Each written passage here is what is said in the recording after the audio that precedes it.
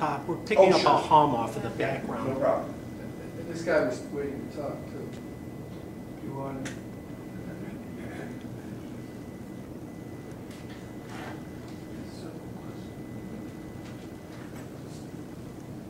How many people are back?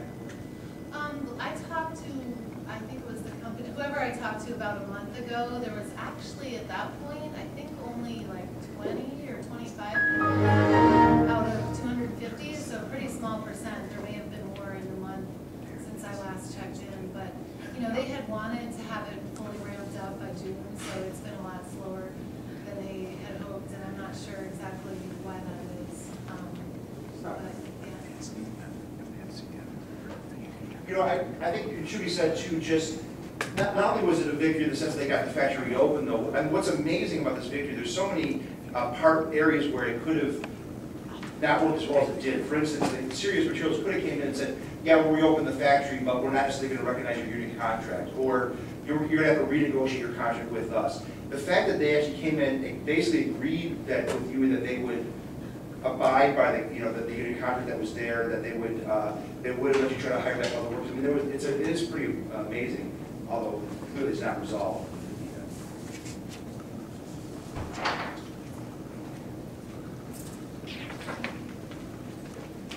I'd like to hear more about the issue when workers take over a factory, especially in America, you usually don't associate that with any union. So I want to know what the union's role with this, and whose idea was it, and you did mention that UE is a bottom-up union. I'd like to hear more about what that is and how it contrasts to most other unions. Yeah, well, I think, one of the things that was fun to me as a writer to explore was literally how they hatched the idea for the occupation.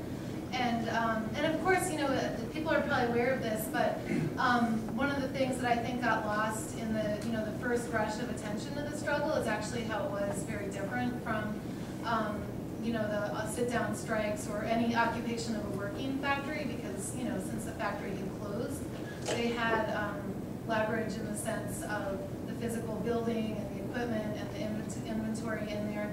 But it wasn't really a strike at all because, they weren't asked, no one wanted them to keep working. Well, the owner didn't want them to keep working.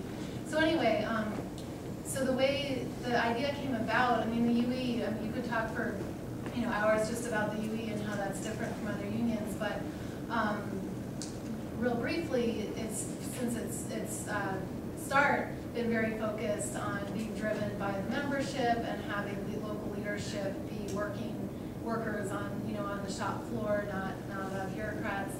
And but the idea, at least the way it was explained to me, the idea sort of came from one of the international organizers who had been studying labor history and looked particularly for inspiration to some occupations that had been going on in Canadian auto parts plants within the past couple of years, just recently. And so he was discussing this with one of the workers, who was also the local president, Armando Robles. And Armando was very set on doing something militant and direct, and feeling like they had nothing to lose.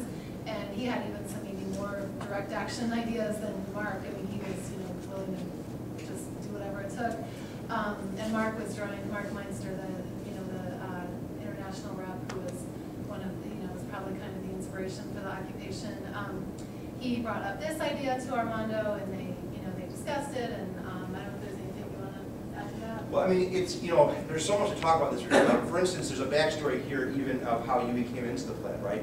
Because years before, it had been a union plant, but it was a union that was this terribly corrupt union that wasn't representing the members whatsoever, zero member involvement, and UE actually came into the plant originally to displace that corrupt union. And they've done this in many places where they've come in and to shops where there's been this, do nothing corrupt union, oftentimes tied in with the bosses, basically, and actually got the members to get active and overturn, decertify that union and bring the UE in. So that had happened a few years before. So there was already, this is important to keep in mind too, because I think one thing that's misunderstood, there's been a lot of talk about why have there been more occupations since, why has this spread as rapidly as it has. you know, there's a lot of preparation that goes in to bring a group of workers to that point. Part of the preparation was the fight to get UE originally into this plant. That involved the members in a way they had never been involved in a workers' organization before. And so they already had that experience behind them. The UE itself has this years of tradition of militant unionism that most unions don't have. You know, when you look back to the 30s and you look back of, you know, that wave of occupations that occurred there, that didn't just pop out of the blue. There was a lot of, you know, important work that had been done for decades prior, much of it informed by the left, by people in the left that were involved in the labor movement. I mean, you know, the idea of occupations didn't just, you know, spring up, you know, during Flint, you know, like it had never been thought about before. This is something that was brought into the movement by people on the left, socialist, communists, and others that have become very active in the labor movement, and, you know, saw the labor movement as a social movement, saw it as a militant democratic struggle of the working class. And so there was that infusion of those ideas that have been completely lost, unfortunately, for the most part in the labor movement for the last, you know, 50 years. And so that's important to keep in mind. Kind of a little off track, I guess, here, but what I was getting at was just that there's a lot of different elements, there's a lot of different parts of this story. You know, the UE has just gone through a very different experience recently with a group of workers in Quad Cities. And many people were wondering, is this going to be the next Republic? You know, is this going to be the next factory occupation? The situations were very, very similar in a lot of ways. A factory that was closing, the bank, Wells Fargo, was saying, we're not going to extend credit to this place anymore. That there was a viable place. There were 4 other companies that wanted to buy the factory that said they'd keep it running, that, you know, it was the die casting business, so it's something that was still very much needed. Wells Fargo was being adamant that they were not going to extend credit, and eventually it did close. They refused to extend credit. The workers had started to kind of ratchet up their struggle. They did a number of actions, public actions that blocked a road at one point in time. But it never quite got to the level that where the Republic workers are at. And I you know, talked with the UE people about this very recently, and there's a whole variety of reasons there. The community of the Quad Cities is much more conservative community than it is here. There's a lot more fears about how the police react. You know, one of the interesting things about the Republic situation that made it much more very successful was that the police didn't immediately go in and arrest all the workers. If they had done that, that could have been the end of the struggle right off the bat, right? There was a lot more concern that would maybe be the outcome of the Quad Cities situation. So anyway, I don't want to go on forever, but there's a lot of different issues that tie into this issue of, you know, how was it that the UE was the union that led one of the first factory occupations we've seen in this country in decades. Well, actually, that kind of the dichotomy between what's going on at Quad City Die Casting and Public Windows kind of underscores also what the whole reason for the victory of Republic Windows. It really wasn't. It was all about image and public pressure. It wasn't that, you know, the workers occupied the plant and used that physical action to ultimately obtain their victory, but it wasn't actually because, you know, it was the statement that made that led to the victory. And the victory actually came because of Bank of America and Chase's actions, which was agreeing to extend about $2 million in credit, which, you know, they knew was probably not going to be repaid back, or maybe some of it was eventually when Serious Materials bought the plant. But anyway, you know, it wasn't like the workers directly targeted the owner by physically taking over the plant, but rather a public relations, you know, sort of statement that, of course, tapped into the whole larger fear and anger and uncertainty and just,